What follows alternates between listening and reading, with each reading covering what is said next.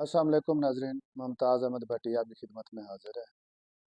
आज हमारा बहुत ही अहम टॉपिक है, वो ये है कि सियासत से कशीदगी, गैर यकीनी की सूरत हाल कैसे ख़त्म की जा सकती है और पाकिस्तान को मुआशी चैलेंजेस से कैसे निकाला जा सकता है। नाजरीन, ये है कि ये जो सारे हैं ना, इस वक्त सूरत हाल जो बनी हुई है, उससे मुल्क को निकालने के लिए तमाम सियासी पार्टियों को साथ मिल के बैठना पड़ेगा। ये कतन ही नहीं हो सकता कि कोई एक पार्टी इसको हल कर ले या पाकिस्तान को इन बहरानों से निकाल सके। अगर हम इन सारे मामलात से बाकी तो सारों को ऑन बोर्ड लेते हैं और सिर्फ कप्तान को हम एक साइड पे रखते हैं, तो फिर भी मसला हल होने वाला नहीं है। ये मानना पड़ेगा कि इमरान खान का वोट बैंक जो है वो पूरे पाकिस्तान में है और वोट बैंक काफ़ी ज़्यादा है, जिसको मानना पड़ेगा और ये मानते हैं, उसके मुखालफिन भी मानते हैं। और इमरान खान को भी मुल्क के बारे में सोचना होगा, साथ बैठना पड़ेगा सियासतदानों के। अब ये ना कहे कि मैं इसके साथ नहीं बैठ सकता, मैं उसके साथ नहीं बैठ सकता। दुनिया भर में जो जमहूरियत है वो होती ही ऐसे है, वो कामयाबी ऐसे होते, चलती ऐसे है कि जमहूरियत में फ्लेक्सिबिलिटी ज़रूरी है। उसमें अक्कड़पन या आप अकेले रह के नहीं कर सकते। डायलॉग होता है, मुखालफिन से भी बोलना पड़ता है, मुखालफिन से भी डायलॉग करना पड़ता है और मुशावरत करना पड़ती है। बहरानों से निकालने के लिए तमाम को मिल बैठना पड़ता है। जब कौमी मसला आ जाए, फिर तमाम मसले को भूल के फिर एक टेबल पे बैठना होता है और उसका हल निकालना होता है।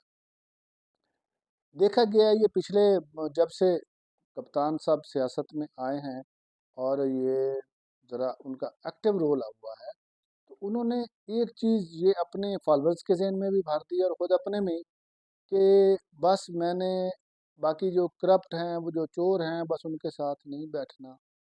तो भाई उनके लीडरशिप के साथ अगर नहीं बैठना, तो फिर उनके साथ जो है एमएनए जो हैं, इलेक्टेबल जो हैं, उनको आप साथ मिला लेते हैं। फिर अगर सिर्फ जरदारी और नवाज शरीफ को साथ नहीं मिलाना, तो बाकी फिर जिसको आप पंजाब का सबसे बड़ा डाकू कहा, परवेज़ इलाही को, उसको साथ मिला लिया और बल्कि उसको पार्टी का सबसे अहम ओहदा भी दे दिया।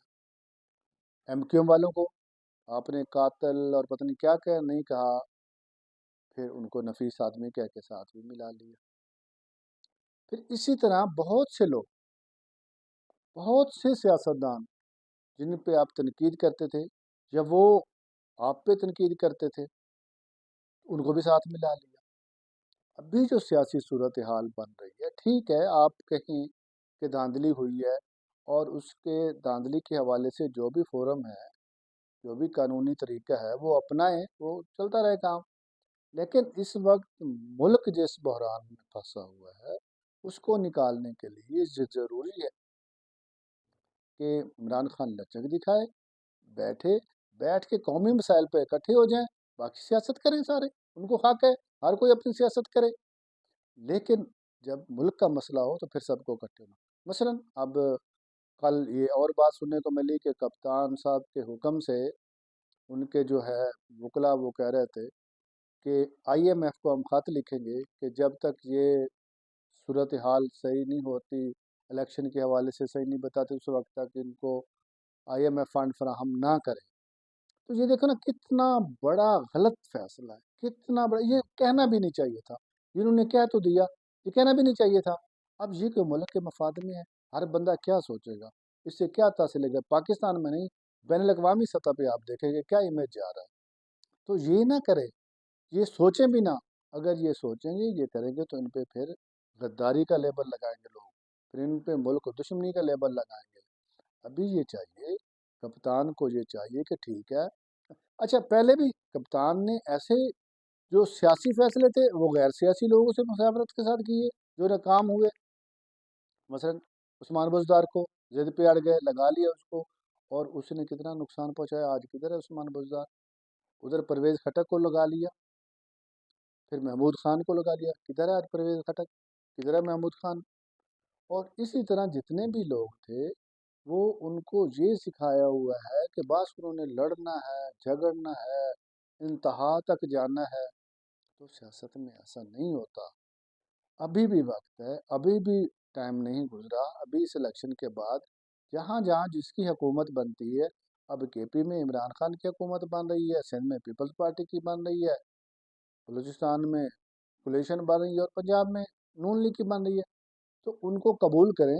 اگر قومی اسمبلی ہے تو اس میں اپوزیشن میں بیٹھتے ہیں تو ان کی اسٹرانگ اپوزیشن ہوگی، بہترین طریقے سے سیاست کر سکتے ہیں، حکومت کو ٹف ٹائم دے سکتے ہیں، دینا چاہیے، اسمبلی میں بیٹھ کے دینا چاہیے۔ ایسا نہ ہو کہ جیسے نو کانفیڈنس کے بعد اسمبلیوں سے نکل گئے، پھر یہ کیا ہوا، کتنا بڑا نقصان ہوا۔ باقی جو سیاستدان تھے، سینئر سیاستدان تھے، وہ روکتے رہے مگر نہیں رکے، نکل گئے، اور ان ناسمجھ لوگوں کے کہنے پہ آ کے چلے گئے جو اب اس کے ساتھ بھی نہیں ہے۔ اسی طرح پنجاب میں حکومت ختم کرنی ہے، کے پی میں حکومت ختم کرنی ہے، بہت سینئر سیاستدان، اس کے بہت ہی قریبی، اس کے وفادار لوگ روکتے رہے، مگر ایک چند لوگوں کے کہنے پہ انہوں نے حکومت ختم کر دی، اور اس کا انجام کیا ہوا؟ ابھی بھی وہ لوگ جو مخلص ہیں اس کے ساتھ ہیں، ایک بڑا ووٹ بینک اس کے ساتھ ہے۔ اس ووٹ بینک کو، اس ووٹ کو برقرار رکھنے کے لیے، بڑھانے کے لیے اس کو اچھے فیصلے کرنے پڑیں گے، اس کو پاکستان کے حق میں فیصلے کرنے پڑیں گے۔ ابھی بھی مل بیٹھنا پڑے، اگر نہیں مل کے بیٹھے گا، اگر اپنی ضد پہ اڑے رہیں گے تو عمران خان کو سیاسی نقصان ہوگا، اور اگر آئی ایم ایف کے حوالے سے بھی یہ اپنے موقف پہ قائم رہے اور خط لکھ دیا تو اس کو سیاسی طور پہ اتنا بڑا نقصان پہنچے گا جس کا یہ اندازہ بھی نہیں کر سکتے۔ تو میرا تو خان صاحب کو اور بڑی سیاسی پارٹی پیپلز پارٹی کو، نون لیگ کو، میں تمام پارٹیوں کو یہی مشورہ ہے کہ عمران خان کو بھی ان کے ساتھ بیٹھے جائے، ان کو عمران خان کے ساتھ بیٹھ لیجیے، اپنے سیاسی اختلافات رکھیں، وہ جتنے بھی رکھنا چاہتے ہیں شریک رکھیں، لیکن قومی مسئلے کے ساتھ بیٹھیں۔ نہیں بیٹھیں گے تو پاکستان کو نقصان ہوگا، جب پاکستان کو نقصان پہنچے گا تو پھر یہ عمران خان بھی نہیں بچ سکیں گے، پھر نون لیگ بھی نہیں بچ سکے گی، پھر پارٹی میں پھر تمام لوگ سفر ہوں گے۔ تو خدا را پاکستان کے بارے میں سوچئے، کیونکہ پاکستان ہے تو ہم ہیں، پاکستان مضبوط ہے تو ہم مضبوط ہیں، اور پاکستان کی معیشت مضبوط ہے تو ہم خوشحال ہیں۔ اگر پاکستان کی معیشت کو نقصان پہنچا تو ہماری خوشحالی بھی خطرے میں پڑ جائے گی۔ تو ناظرین، ان کو ساتھ بیٹھنا چاہیے۔ ہم دعا کرتے ہیں کہ اللہ تعالیٰ پاکستان کو ہمیشہ قائم و دائم اور خوشحال رکھے۔ ناظرین، بہت شکریہ، اللہ حافظ۔